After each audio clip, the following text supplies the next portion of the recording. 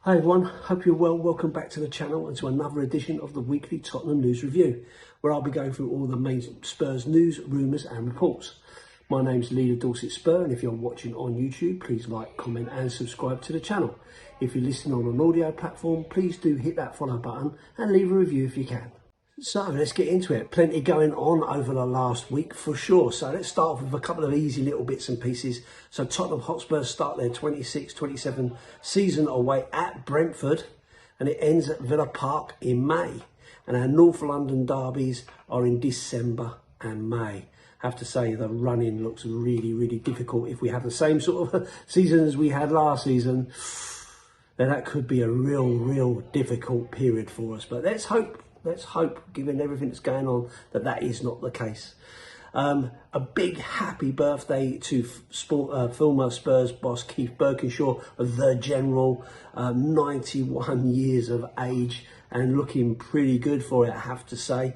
Top manager, probably our most successful manager after Bill Nicholson. You know, he won the 2 FA Cups, Europa League.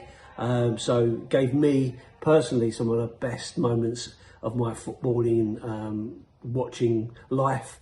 Got to go to Wembley several times. It felt like we were there every season under Keith, and managed to get to the Europa League final at White Hart Lane as well. So brilliant time. And as I say, I'm not much of a fanboy. I'm not really one of those people who gets right into meeting celebrities and stuff, but I did meet Keith at Fleet Services. Actually, we was on our way back from a match that Keith had attended, and him and his wife were in there for a stopover, and got to say hello to him, shook his hand, and have to say I was absolutely in awe of the man.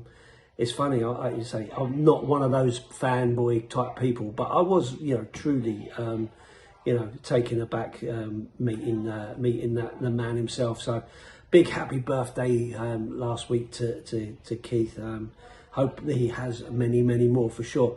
So this week we also saw the launch of the new shirts for this season, and surprise, the home kit is a white one. Just another plain white one. There's not a lot of imagination gone into it from Nike's point of view.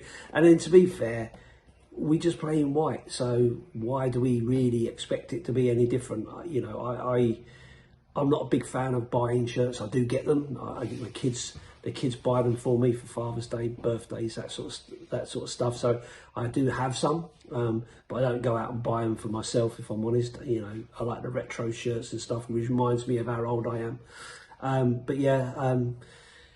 New shirt launch. The away one looks quite interesting. I quite liked it. It's got some flashes across it and that. I thought, that looks a bit different. Looks like the one we had a couple of seasons ago that looked like it was in outer space. I actually quite liked that. So if any of them, if my kids are watching this, I actually like the away ones. So if you want to get me one of them, I'd be quite welcome to have one. So this week we also saw a London auction of artworks by Joe Lewis from his private collection, and that raised $392.6 million. Can you imagine that kind of money for paintings? It was led by Amado Modigliani, a portrait set in the European auction record. The first sale featured 48 works by artists including Picasso, Magritte and Gustav Klimt. Lewis, formerly majority owner of Tottenham Hotspur, transferred his stake to his family trust in 2022. So unlikely that is going to be a lump of money that's going into Tottenham Hotspur, but it does feel a little bit like he's trying to back up the money that they are spending in his own personal accounts by selling off a few little family heirlooms, shall we say. But yeah, $392 million. Unbelievable for art, but it is what it is, I guess. I'm never going to have that kind of thing, that's for sure. A little bit of a controversial thing at the World Cup with Tottenham's Jed Spence refusing to shake hands with Thomas Partey. the midfielder was also booed by the England fans. And everyone kind of pretends they don't know what it's about. Everyone kind of pretends they don't know why. Why would he do that? You know, oh, that's a bit unusual. Why would he behave in that way? Well, Jed Spence is a religious person. He's very religious. He has his mum, he's got his sister, and we all know what Tom's party is alleged to have done. We've all heard the audio from certain situations and stuff like that. We all know that it was covered up by those down the road and all that kind of stuff. So it's no surprise that Jed took a stance. What's more surprising is that he was the only one to take a stand. In fact, you had Declan Rice giving him a big old cuddle at the end. So I know there's two sides to every story, all that kind of stuff, innocent till proven guilty, all that kind of malarkey. But no, it is a bit one of them, isn't it? It is a bit one of them. So, let's go into kind of the transfer stuff. That's the main things that's really going on, shall we? And have a bit of a look at what's going on there. So, Martin Dubravka to Tottenham, the former Burnley man, Man United goalkeeper, former Newcastle man, has come to Tottenham Hotspur, and on a free deal. Happened very, very quickly, almost overnight. No one really knew anything about it. It was quoted by Fabrizio Romano and so on, and then the next thing you know, it was a done deal. So no time to really kind of take that one in. But what it does kind of beg the question is what's going to happen around Kinski, Vicario, that kind of stuff. So the consensus seems to be that Kinski will be number one and Dubravka will be number two. And Vicario is going to leave in the summer and head off back to Italy. Lots of clubs interested in him in Italy. So that's the most likely scenario of what's going on. I just wonder what's going to happen to Brandon Austin, if I'm honest. You know, where does he go from there?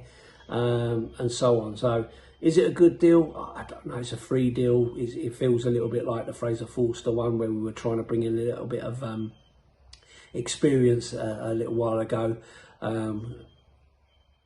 Did it really work? I don't know. He didn't play very much. So is he going to play? Is it all going to be Kinski? I don't know. It's one of those. We'll just have to wait and see. Personally, I was hoping for a big name top goalkeeper, but Kinski has done okay. So he's a young man. He's got lots to learn. He's got a lot of places to go. So let's see where that one takes us. How he kind of ends up. And if we can get some good money back for Vicario, then it's a fair deal. Because obviously with Vicario, we've seen he does have some faults about him. You know, he's not very strong in the air. His distribution isn't the greatest, but a very, very good shot stopper. Let's not get away from the fact that he is able to, save us in games and has saved us in games over the course of the last few seasons. So yeah, that's the story with Dubravka coming to Spurs on a free from Burnley. A bit of a quick one, straight after, without kind of much fanfare. It was done and dusted, and our third free signing of the summer so far. So the other two big ones that are currently going on, and now that the defence is all sorted, is obviously midfield.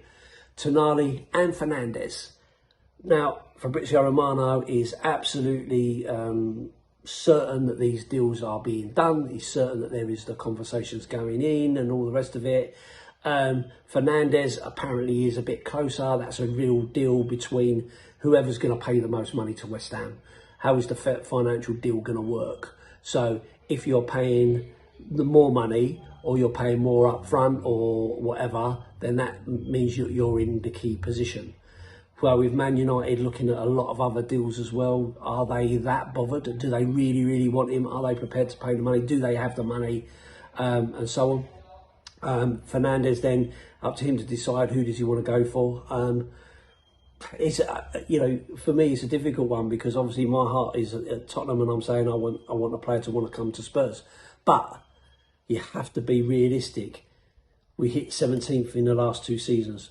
We did win a trophy, so that's part of it. we're not in the Champions League. We've got no European football or anything like that. So Man United can offer Champions League football and so on. Is he going to play? Is he going to play regularly for Manchester United? Is he going to play regularly for Tottenham? He probably will for Tottenham. Won't necessarily for Manchester United.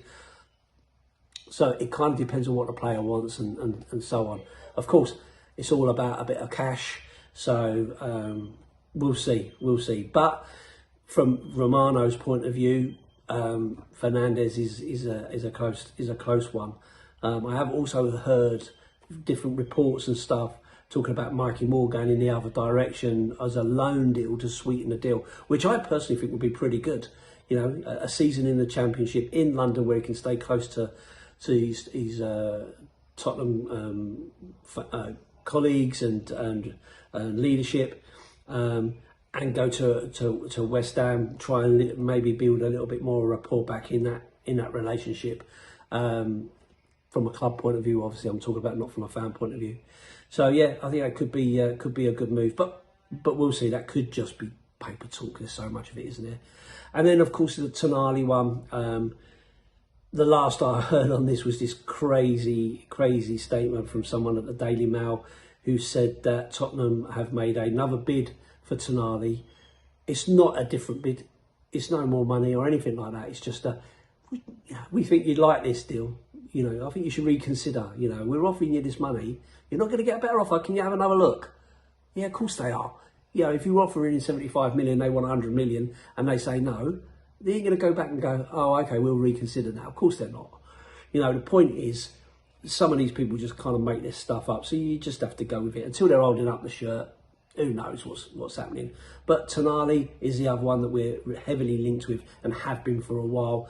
My fear is that we end up with a Morgan Gibbs-White or a Eberechi Esse situation again, where we do all the work and ending up with no one at the end of it. So we'll just have to see what happens. There. But lots of rumours, lots of stuff all about it. You know, all the personal contracts and all the fees and all that kind of stuff's all agreed. It's just agreeing it between the clubs in terms of how much they're going to pay and how they're going to pay it. So we'll see what happens. So last week, a new bid from Brighton for Spurs, Luka Vuskovic, £42 million plus £3 million in add-ons. Vuskovic is keen on the deal and wants to find more opportunity to play regularly. And Brighton and Tottenham have been in negotiations. For me, I don't want Vuskovic to go. I've said that from the start. I'd rather he went out on loan. However, if he doesn't want to play for Spurs, then to be honest with you, I'm at that point now. Well, if you don't want to play for Spurs, then I'm not really bothered. I want someone who's going to be committed to my football team and my football club. And if you're not, then see you later. See you later, fella. Fabrizio Romano on Spurs captain Christian Romero. So there is interest in Romero.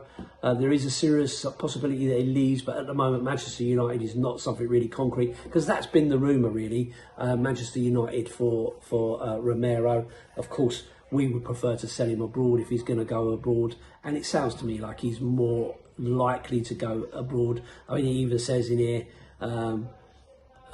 Romero, in case of Tottenham, this I would be to try a different chapter in another country, not in England, in terms of preference. So that says to me he would rather go to Spain or somewhere like that, which would suit him a lot better for sure.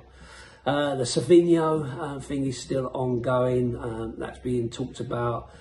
De Zerbi is pushing a lot for it and so on. But I feel like we're kind of going through defence, midfield, and then attack. He could class this as a midfielder, I don't know, but it's kind of gone quiet. We should have had him last January. We tried to buy him last season. It didn't happen. Are we going through the same old rigmarole? Is this just old news being regurgitated all the time? There was lots of comments from Vinay Venkatesham in the week, and he was talking about a lot of the fake news that kind of goes around and everything. So again, I don't know, but that was one of the big stories. Savinho, keen to come, Tottenham really want him, and so on. So one of the things I keep hearing is the financial year, football financial year, 1st of July, that's when a lot of these deals will go through and so on and so forth.